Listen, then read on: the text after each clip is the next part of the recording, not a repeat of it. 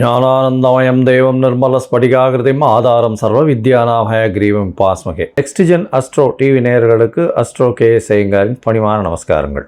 வருட கிரகமான குரு ஒரு ராசியிலிருந்து அடுத்த ராசிக்கு செல்வதற்கு ஒரு வருடம் சுமாராக ஆறுது. அதாவது 13 மாதங்கள் ஆகும். இந்த வருஷம் பார்த்தாலேயானால் குரு பகவான் மிதுன ராசியிலிருந்து கடக ராசிக்கு போகிறார். என்னைக்கு போகிறார்? 26/5/2026 20/10/2026 வரும். கிட்டத்தட்ட 5 மாதம்தான் இந்த வருஷம் இருக்க போகிறார் இந்த கடகராசியில். குரு பகவான் என்று சொன்னாலே அவர் அதீத சுபர். அவர் பார்த்த இடம் மிகப்பெரிய ஏற்றத்தை கொடுக்கும், இருக்கிற இடமும் மிகப்பெரிய ஏற்றத்தை கொடுக்கும். குரு பகவான் பார்த்தாலும் சரி இருந்தாலும் சரி அந்த இடம் மிகப்பெரிய வளமை பெறும், ஏற்றம் பெறும். அதனால் குரு பகவான் லக்னத்திலே இருந்தாருன்னா திக்பலம்னு சொல்லக்கூடியது. அதனால் எந்த லக்னமாக இருந்தாலும் குரு பகவான் லக்னத்தில் இருப்பாரே, ஆனால் அவர் நேர்மையானவராக இருக்கக்கூடிய வாய்ப்புகள் மிகவும் அதிகம். சரி, குரு பகவானை பொறுத்தவரையிலும் வேறு என்ன செய்யலாம், வேறு என்னென்னலாம் பார்க்கலாம் அப்படின்னு பார்த்தோம்னா, குருவினுடைய காரகத்துவம் என்ன அப்படின்னு பார்க்கும்பொழுது, குருவினுடைய காரகத்துவம் புத்திர காரகன்னு சொல்லக்கூடியவர். புத்திர காரகன்னா குழந்தை பிராப்திக்கு குருவினுடைய பார்வை மிகவும் அவசியம். 5ஆம் அதிபதி 5ஆம் இடத்தின் அதாவது 5ஆம் இடம் 5ஆம் இடத்தின் அதிபதி மற்றும் குரு, இந்த 3 கிரகங்களையும் எடுத்து தான் புத்திர ஸ்தானம், புத்திர ஸ்தானாதிபதி, புத்திர காரகன்னு சொல்லக்கூடிய குருவையும் எடுத்து தான் பார்க்கணும். அதாவது குழந்தைகள் இல்லாமல் ரொம்ப நாள் குழந்தை இல்லாமல் இருப்பவர்களுக்கு இந்த 3 விஷயங்களையும் எடுத்து பார்த்து அவருடைய தசா கோச்சாரம் எப்படி இருக்குது அப்படின்றதையும் பார்க்கணும். சரி, புத்திரக்காரகன் தவிர வேறு என்ன அப்படின்னா தனக்காரகன்னு சொல்லக்கூடியவர். அதாவது பணம் வரணும் அப்படின்னா, நிறைய பணம் சேமித்து வச்சுருக்கணும் அப்படின்னா குரு பகவான் அவருடைய கடாட்சம் இருக்கணும். எந்த ஒரு விஷயத்திலும் பார்த்தாலேயானால் பணம் அதிகமாக சேர்க்கணும் அப்படின்னா குரு இருக்கணும். செலவு பண்ணணும், சந்தோஷமாக இருக்கணும், அனுபவிக்கணும்னா சுக்கிரன் நல்லபடியாக இருக்கணும். அப்படி இருந்தால் தான் உங்களுக்கு அந்த பணத்தை அதீதமாக செலவு பண்ணுவோம். அதனால தான் பார்த்தேன்னா ஒருத்தர் பணத்தை நிறைய சேர்ப்பார், அவருடைய அடுத்த ஜென்ரேஷனில் பணத்தை அதிகமாக செலவு பண்ணுவார். ஏன்னா அவருக்கு குரு ரொம்ப ஸ்ட்ராங்காக இருக்கும், இவருக்கு சுக்கிரன் ஸ்ட்ராங்காக இருக்கும். அதனால் எல்லா விதமான உலக இயல் வாழ்க்கைகளில் இருக்கக்கூடிய எல்லா விதமான இன்பங்களையும் அவர் சந்தோஷமாக ஏற்று பண்ணுவார். அதாவது சுக்கிரன் அதிகமாக ரொம்ப ஸ்ட்ராங்காக இருந்தாலும். சரி, குரு பகவான் நேர்மையானவராக இருக்கக்கூடிய வாய்ப்புகள் அதிகமாக இருக்கும். ஏன்னா கற்பது, கற்றுக் கொடுப்பது, கற்பிப்பது இதுதான் அவருடைய தொழிலே. அதை தவிர பார்த்தாலேனா எல்லாருக்கும் சொல்லிக் கொடுக்குறது. அதனால் சொல்லிக் கொடுக்குறதுன்னா இப்போ என்ன சொல்கிறதுனா நாலெட்ஜ் ட்ரான்ஸ்ஃபர்னு சொல்லுவோம், கேடி அப்படின்னு சொல்லக்கூடியது. அதே மாதிரி ஹெச்ஆர் அப்படின்னு சொல்லக்கூடியது, அட்மினிஸ்ட்ரேட்டிவ் இன்சார்ஜ், இந்த மாதிரியான விஷயங்களை சொல்லக்கூடியவர். அதே மாதிரி தங்கம் அப்படின்னு சொல்லணும்னால குருவுக்கு உண்டான ஒரு மெட்டல்னு சொல்லக்கூடியது தங்க ஆபரணங்கள். அதாவது எப்படி சொல்லணும்னா, தங்கத்தை ஆபரணங்களாக பண்ணி ரொம்ப நகாசு வேலைகள்லாம் பார்த்தா அதில் சுக்கிரன் இருக்கும். ஆனால் அது பொதுவான தங்கம் அப்படின்னு அந்த மஞ்சள் நிறத்தோடு இருக்கக்கூடிய ஒரு தங்கம் அப்படின்னு வச்சேன்னா அந்த தங்கத்தினுடைய வெயிட்டு, தங்கத்தினுடைய இதுவை பார்த்தாலேனா குருவினுடைய ஆற்றல் இருக்கும். அதனால தான் தங்கத்திற்கு குருவினுடைய இது உலோகமாக கொடுக்கப்பட்டிருக்கு. சரி, இது தவிர தாவரத்தில் பார்த்தாலேனா முல்லைப்பூ, முல்லை செடி, அது தவிர இந்த வேர்க்கடலை இனிப்பு வகைகள், அதாவது கடலை மிட்டாய்னு சொல்லக்கூடியது, வேர்க்கடலை இனிப்பு வகைகள், சக்கரை பொங்கல், இந்த மாதிரியான விஷயங்கள். அது தவிர பார்த்தாலேனால் இந்த குரு பகவானுக்கு உண்டான மஞ்சள் மூக்கு கடலை, வெள்ளை மூக்கு கடலை, கருப்பு மூக்கு கடலைன்னு இந்த குரு பகவானுக்கே சுண்டல் போடுவோம். அது தவிர மஞ்சள் துணி, இது எல்லாமே குரு பகவானை சொல்லக்கூடிய விஷயம். குரு எல்லாவற்றிற்கும், அதாவது தேவர்கள் எல்லாருக்குமே அவர் தான் குரு. அதனால் இந்த குரு பகவான் எந்த கிரகத்தை பார்த்தாலும் குருவுக்கே எல்லா விஷயங்களிலும் அதிகாரம் உண்டு. அதனால் எந்த ஒரு தீய கிரகத்தை பார்த்தாலும் அவரும் கட்டுப்பாட்டில் வருவார். அதாவது தீய கிரகம்னு சொல்லக்கூடியது சூரியன், செவ்வாய், அதை தவிர ராகு, கேது, சனி வாழெல்லாம் சொல்கிறோம். இந்த கிரகங்களை பார்த்தாரே ஆனால் அந்த கிரகங்கள் சுபப்படக்கூடிய வாய்ப்புகள் மிகவும் அதிகம். எந்த இடத்தில் இருந்தாலும் இந்த துர்கிரகங்கள் குருவின் பார்வையினால் சுபப்படக்கூடிய வாய்ப்புகள் மிகவும் அதிகமாக இருக்கும். சரி, இந்த குரு பகவான் இப்போது மிதுன ராசியிலிருந்து கடக ராசிக்கு போகிறார். இந்த குரு பகவானுடைய காலபுருஷ தத்துவத்தின் ராசி பார்த்தோம்னா 9ஆம் ராசியும் 12ஆம் ராசியும், அதாவது 9ஆம் ராசி அப்படின்னு சொல்லக்கூடியது தனுசு, 12ஆம் ராசின்னு சொல்லக்கூடியது மீனம். இந்த 2 ராசிக்கும் அதிபதியாக இருக்கக்கூடியவர் குரு. இந்த குரு பகவான் கடகத்தில் உச்சம் பெறுறார். கடகத்தில் உச்சம் பெறக்கூடியவர் குரு பகவான். இதில் என்ன ஒரு பெரிய விசேஷம் அப்படின்னா, குரு பகவான் 9ஆம் இடத்துல வந்து அதாவது உங்களுக்கு படிப்பு, அதை தவிர வெளிநாடு போய் படிப்பு, மேற்படிப்பு, இது எல்லாமே வந்து குரு பகவானால் நல்லபடியாக ஆசீர்வதிக்கப்பட்டால் மட்டுமே உங்களுக்கு கிடைக்கும். அதே மாதிரி 12ஆம் இடத்தினுடைய அதிபதினு சொல்லக்கூடியவர் காலபுருஷ தத்துவத்தின் பிரகாரம், அதன் மூலியமாக பார்த்தாலேயானால் குரு பகவான் சுப செலவுகளை கொடுப்பார். அதாவது 12ஆம் இடம் செலவுகளை கொடுக்கறது, அதாவது அயன சயன போகஸ்தானம் விரயஸ்தானம்னு சொல்லக்கூடிய இடம். உங்களுக்கு வந்து சுப செலவுகள் கொடுக்கணும், அதாவது பணம் வந்தாலும் சுபமாக இருக்கணும். அதை தவிர வெளிநாட்டில் போய் உங்களுக்கு வந்து அங்கேயே இருந்து பிஆர், அதை தவிர வந்து பர்மனெண்ட் ரெசிடென்ஷிப், அதை தவிர இந்த க்ரீன் கார்டு, இந்த மாதிரியான விஷயங்கள், H1B இதெல்லாம் வாங்கி அங்கேயே பர்மனெண்ட்டாக செட்டில் ஆகக்கூடிய பாக்கியத்தையும் உங்களுக்கு குரு பகவான் 12ஆம் இடத்துல இருந்தாலும் சரி, 8ஆம் இடத்திலிருந்து 12ஆம் இடத்தில் பார்த்தாலும் உங்களுக்கு அந்த வாய்ப்பினை நிச்சயமாக கொடுப்பார். சரி, இந்த குரு பகவான் இந்த ஒரு ராசிக்கும் என்ன பண்ணுறார் அப்படின்றத நம்ம பார்க்கலாம். அதற்கு முன்னாடி வந்து இந்த குரு பகவானை பொறுத்தவரையிலும் இன்னொரு பெரிய விசேஷமான விஷயம் என்ன அப்படின்னா, குரு பார்க்க கோடி நன்மைன்னு சொல்லுவோம். குரு பகவானுடைய பார்வைன்னு சொல்லக்கூடியது எந்த ராசியில் இருக்காரோ அந்த இடத்திலிருந்து 5ஆம் இடத்தையும் 7ஆம் இடத்தையும் 9ஆம் இடத்தையும் பார்க்குறார். 7ஆம் இடம்ன்றது 180 டிகிரியில் எல்லா கிரகங்களும் தன்னுடைய 180வது டிகிரியை பார்க்கக்கூடியது 7ஆம் இடம். அதில் வந்து எந்த ஒரு விஷயம் இல்லை. இப்போ விசேஷ பார்வைகள்னு சொல்லக்கூடியது வந்து செவ்வாய், சனி மற்றும் குரு, இந்த 3 கிரகங்களுக்கு இருக்குது அப்படின்னு சொல்கிறோம். அதை தவிர பார்த்தோம்னா ராகு கேத்துக்கு 3-11 இருக்குது, 3ஆம் இடமும் 11ஆம் இடமும் பார்க்கக்கூடியது இருக்குது அப்படின்னு சில கிரந்தங்கள் சொல்கிறது. இப்போது குருவினுடைய பார்வை 5-9, அதாவது அதிகமாக, அதாவது விசேஷ பார்வைகளாக இருக்கும். 5ஆம் இடம்னு சொல்லக்கூடியது விருச்சிகத்திலையும், 9ஆம் இடம் அப்படின்னு சொல்லக்கூடியது மீனத்திலையும் விழுறது. இதை தவிர மகரத்தையும் அவர் பார்க்குறார். ஏன்னா 7ஆம் இடமான கடகத்திற்கு 7ஆம் இடம்னு சொல்லக்கூடியது மகரம். இந்த மகரத்திலையும் அவர் அவரை பார்க்குறார். இதன் மூலியமாக என்ன ஆகும்? குரு பார்க்க கோடி நன்மை, அந்த இடம் எல்லாமே வளம் பெறும், சுபம் பெறும். அதை தவிர பார்த்தேனால் குரு பார்க்கறதுனால திருமண பாக்கியங்கள் ஏற்படும். அதாவது குரு பலம் வந்ததா அப்படின்னு சொல்லக்கூடியது. குரு பலம் வந்தது அப்படின்னு சொல்கிறது வந்து என்னென்னா, குருவினுடைய பார்வை 2, 4, 7, 8, 12 இந்த மாதிரியான விஷயங்களில் வந்ததே. ஆனால் குருவினுடைய பார்வை பட்டாலே, அதாவது அது வந்து நிச்சயமாக அவர்களுக்கு வந்து திருமண பாக்கியம் ஏற்படக்கூடிய வாய்ப்புகள் மிகவும் அதிகம். இதை தவிர பார்த்தேனால் 5ஆம் இடத்தை குரு பார்த்தாலும், அதை தவிர 5ஆம் இடத்தில் குரு இருந்தாலும் குழந்தை பிராப்தியும் ஏற்படக்கூடிய பாக்கியம் உண்டு. அதனால் இந்த குரு எந்த இடத்தில் இருந்தாலும் சுபத்தை செய்வார். எந்த இடத்தில் இருந்தாலும், எந்த துர்கிரகங்களோடு இருந்தாலும் அவரையும் சுபப்படுத்தக்கூடிய வாய்ப்புகள் மிகவும் அதிகம்.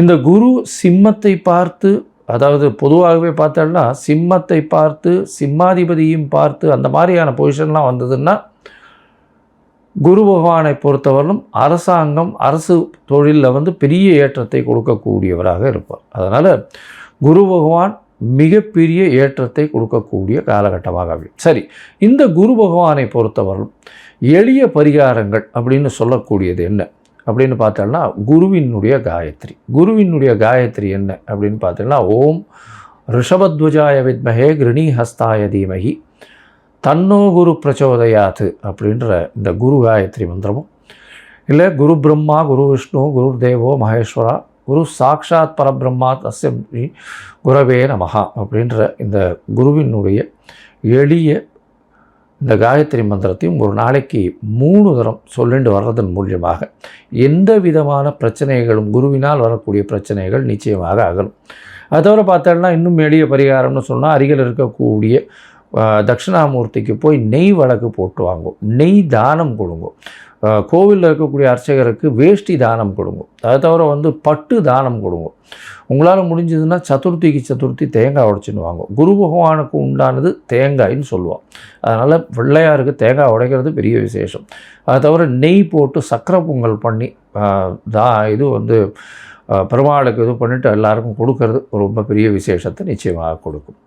சரி, இப்போது ஒரு ராசியாக மேஷம் முதல் மீனம் வரை இந்த குரு பெயர்ச்சி என்ன மாதிரியான மாற்றங்களை கொடுக்கும் அப்படின்றத பார்க்கலாம். அதற்கு முன்னாடி என்னுடைய மொபைல் நம்பர் ஸ்க்ராலிங்கில் போயின்னு இருக்கும். உங்களுக்கு அஸ்ட்ராலாஜிக்கல் கன்சல்ட் தேவைப்படுமே ஆனால் நீங்கள் எனக்கு ஃபோன் பண்ணுங்க. என்னுடைய கட்டணம் என்னன்னு சொல்கிறேன்.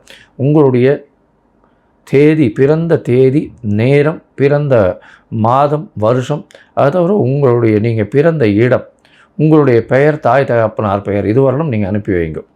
இதை அனுப்பி வச்சோடனே உங்களுடைய ஜாதகத்தை போட்டுவிட்டு அதுக்கப்புறம் உங்களுக்கு அப்பாயின்மெண்ட்டு கொடுத்து உங்களுக்குன்னு டைம் ஒதுக்கி நான் உங்களுடைய பிரச்சனைகள் என்னன்றதை இது பண்ணி உங்களுடைய தசாபுக்திகள் இப்போ இருக்கக்கூடிய கோச்சாரங்கள் எப்படி இருக்குன்றதை வலுவாக இருக்கான்றதை பார்த்து உங்களுடைய பிரச்சனைகள் எந்த அளவுக்கு சுமூகமாக தீரும்ன்றது சொல்கிறேன்.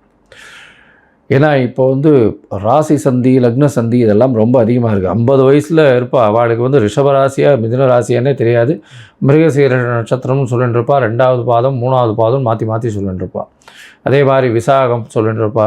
துலாமாக இருக்குமா இல்லைன்னா விருச்சிகமாக இருக்குமான்னு தெரியாது. அதனால் கண்டிப்பாக ஜாதகத்தை போட்டு அதில் சந்தி இருக்கான்னு பார்த்துட்டு அதுக்கப்புறம் தான் உங்களுக்கு நான் அப்பாயின்மெண்ட் தர முடியும். சரி, இப்போ மேஷம் முதல் மீனம் வரை குரு பெயர்ச்சி பலன்கள் எப்படி இருக்குன்னு பார்க்கலாம். கன்னி, உத்திரம், ஹஸ்தம், சித்திரை இந்த 3 நட்சத்திரம் 9 பாதங்களை கொண்ட ராசி. ராசியின் அதிபதி அப்படின்னு சொல்லக்கூடியவர் புதன். புதன் உங்களுடைய ராசிநாதன். இப்போ குரு பெயர்ச்சி எந்த அளவுக்கு இருக்கும் அப்படின்னு பார்த்தோம்னா உங்களுடைய ராசிக்கு மிகப்பெரிய யோகத்தை கொடுக்கக்கூடிய காலமாக மாறப்போகிறது. 11ஆம் இடத்துல குரு பகவான் வரார். 10ஆம் இடத்துல இவ்வளோ நாள் உங்களுடைய தொழிலில் ஒரு ஆட்டத்தை கொடுத்தவர், மாற்று தொழிலுக்கு செல்ல வேண்டிய கட்டாயத்தை கொடுத்தவர், உங்களுடைய தொழிலில் மாற்றங்களை ஏற்படுத்தியவர் இப்போ 11ஆம் இடத்துக்கு போகிறார். சரி சார், இதில் என்ன ஆகும் அப்படின்னா 11ஆம் இடம்னு சொல்லக்கூடியது லாபஸ்தானம். லாபஸ்தானத்தில் தனத்தினுடைய காரகனான குருவே போய் உட்கார்றார். அப்படின்னும் பொழுது எல்லா விதமான ஏற்றம், பணம், பொருள், அந்தஸ்து, கௌரவம் எல்லாமே வரக்கூடிய வாய்ப்புகள் நிச்சயமாக உண்டு. இதை தவிர பார்த்தோன்னா இந்த குரு பகவான் உங்களுடைய ராசிக்கு 11ஆம் இடத்துல இருக்கிறதுனால மூத்த சகோதரிகள் மூலியமாக லாபங்கள் வரக்கூடிய வாய்ப்புகள் நிச்சயமாக உண்டு. அது தவிர பார்த்தோன்னா உங்களுக்கு எந்த தொழிலிலும் மிகுந்த உங்களுக்கு தொழிலில் அதீத லாபம் கிடைக்கக்கூடிய காலகட்டமாக இது அமைய போகிறது. 2வது திருமணத்திற்கு பார்த்து கொண்டு இருப்பவர்களுக்கு கண்டிப்பாக 2வது திருமணம் ஆகக்கூடிய வாய்ப்பு. ஏன்னா 11ஆம் இடத்துலேயே உச்சம் பெற்ற குரு பகவான் நிற்கிறார். அவரே 7ஆம் அதிபதி. அதனால் கண்டிப்பாக நடக்கும். சரி, இந்த குரு பகவான் 11ஆம் இடத்துலேருந்து உங்களுடைய ராசிக்கு 3ஆம் இடத்தை பார்க்குறார், 5ஆம் இடத்தை பார்க்குறார், 7ஆம் இடத்தை பார்க்குறார். 3ஆம் இடம்னு சொல்லக்கூடியது தைரிய வீரிய ஸ்தானம்னு சொல்லக்கூடியது, இளைய சகோதரம்னு சொல்லக்கூடியது. இது எல்லாமே நல்ல ஒரு ஏற்றம் கிடைக்கக்கூடிய வாய்ப்புகள் உண்டு. ஏன்னா 3ஆம் இடம் உங்களுடைய முயற்சிகள் அனைத்தும் வெற்றி பெறக்கூடிய வாய்ப்புகள் நிச்சயமாக உண்டு. ஏன்னா 3ஆம் இடம் வலுப்பெற்று போகிறது, குரு பகவானுடைய பார்வை பெற்று போகிறதுனால அந்த இடம் சுபமாக போகிறது. அதனால் பெரிய ஏற்றம் கிடைக்கக்கூடிய வாய்ப்புகள் நிச்சயமாக உண்டு. இதை தவிர பார்த்தோம்னா 3ஆம் இடத்தை குரு பகவான் பார்க்குறார் அப்படின்ன உடனே உங்களுக்கு எழுத்துப்பணி அந்த மாதிரியான கன்னியாராசிக்காரர்களுக்கு அந்த எழுத்துப்பணி அந்த மாதிரியான விஷயங்கள் இருந்தது. ஆனால் கவிஞர்கள், கலைஞர்கள் என புதனுடைய ஆட்சி வீடு, அதுவும் மூல திரிகோண வீடுன்னு சொல்கிறதுனால இந்த மாதிரி கன்னியாராசிக்காரர்களுக்கு இந்த கலைத்துறையில் ஒரு பெரிய ஆர்வம் இருக்கும். அந்த கலைத்துறையில் பார்த்தாலேனால் ஃப்ரண்ட் ஸ்க்ரீன் இல்லாமல் பிஹைண்ட் த ஸ்க்ரீன்னு சொல்லக்கூடிய எழுத்துத்துறை, அந்த கட்டுரை எழுதுறது, நாவலாசிரியராக இருக்கிறது, அது தவிர பாட்டு எழுதுறது, இதெல்லாம் இந்த துறையில் இருக்கிறவர்களுக்கெல்லாம் பெரிய ஏற்றம் கிடைக்கக்கூடிய வாய்ப்புகள் மிகவும் அதிகம். இதை தவிர பார்த்தீங்கன்னா உங்களுடைய ராசிக்கு, அதாவது 11ஆம் இடத்தில் இருக்கக்கூடிய குரு பகவான் உங்களுடைய ராசிக்கு 3ஆம் இடத்தை பார்க்குறார். அதை தவிர 5ஆம் இடம்னு சொல்லக்கூடிய மகரத்தை பார்க்குறார். 5ஆம் இடம்னு சொல்லக்கூடியது குழந்தை பிராப்தியை குறிக்கும். அதாவது இவ்வளோ நாளாக குழந்தை பாக்கியம் இல்லாதவர்களுக்கு நல்ல ஒரு குழந்தை கிடைக்கக்கூடிய வாய்ப்புகளை இந்த காலகட்டத்தில் நிச்சயமாக கொடுக்கும். குழந்தைகள் மூலியமாக பெருமை வரக்கூடிய காலகட்டமாகவும் இந்த காலகட்டம் அமைய போகிறது. உங்களுக்கு பதவி, புகழ், அந்தஸ்து, கௌரவம்லாம் வரக்கூடிய வாய்ப்புகள் மிகவும் அதிகமாக இந்த காலகட்டத்தில் கன்னியாராசிக்காரர்களுக்கு அமையும். அது தவிர உங்களுடைய ராசிக்கு 7ஆம் இடத்தை குரு பகவான் பார்க்குறார்.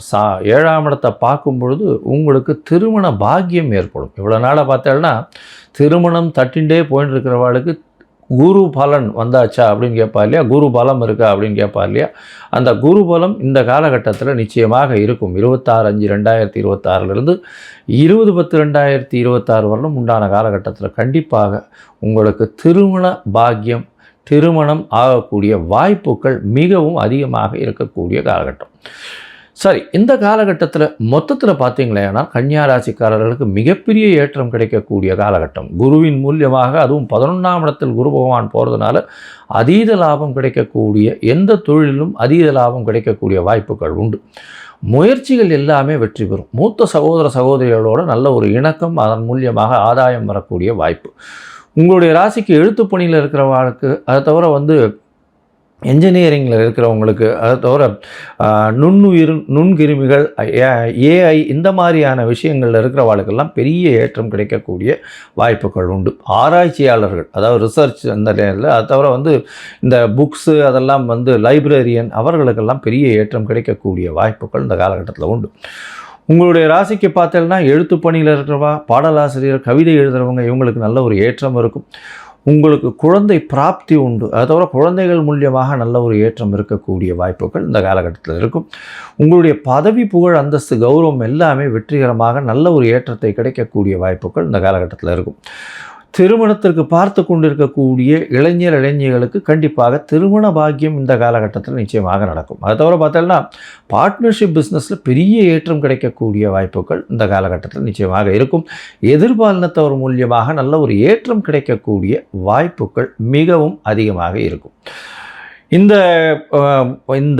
குரு பயிற்சியின் பிறகு பார்த்தேன்னா உங்களுடைய தசாபுக்தி அந்தரம் சூக்ஷ்மம் அந்த அளவுக்கு இந்த கோச்சாரத்தோடு அந்த அளவுக்கு விசேஷமாக இல்லை அப்படின்னா, குரு பகவானுக்கு உண்டான எளிய பிரீத்திகள் அப்படின்னு சொல்லக்கூடிய குரு காயத்ரி மந்திரம் ஒரு நாளைக்கு 3 தரம் சொல்லிட்டு வர்றது ரொம்பவும் விசேஷம்.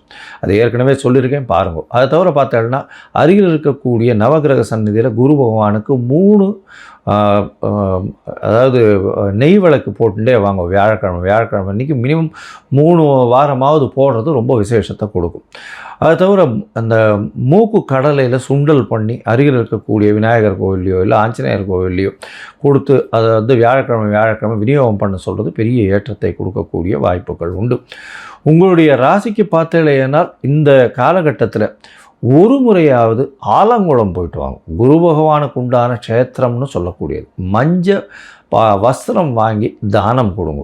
அதை தவிர பார்த்தேன்னா முடிஞ்சதுன்னா ஒரு முல்லை செடி செடி நட்டுட்டு வாங்க, இல்லைன்னா தானம் கொடுங்க. இது எல்லாமே குருவுக்கு உண்டான எளிய பரிகாரமாக சொல்லப்படுறது. நீங்கள் இந்த எளிய பரிகாரம் பண்ணுறதன் மூலியமாக நல்ல ஒரு ஏற்றம் உங்களுக்கு ஏற்கனவே இந்த கன்னியா ராசிக்காரர்களுக்கு அதீதமான யோகம் இருக்க போகிறது. இது இன்னும் அதிகமாக சேர்க்கக்கூடிய வாய்ப்புகள் நிச்சயமாக உண்டு.